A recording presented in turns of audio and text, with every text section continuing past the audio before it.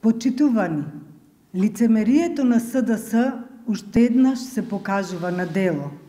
На вториот ден од кампањата, по подпишувањето на кодексот за фер избори, наместо да се надпреваруваат со идеи, почнаа со ниски лични дисквалификации и лаги.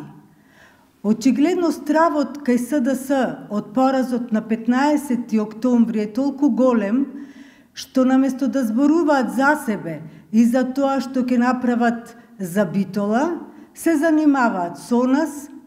Ништо друго и не може да се очекува од партија која на ист таков начин, со лаги, по изгубени избори, на сила дојде на власт.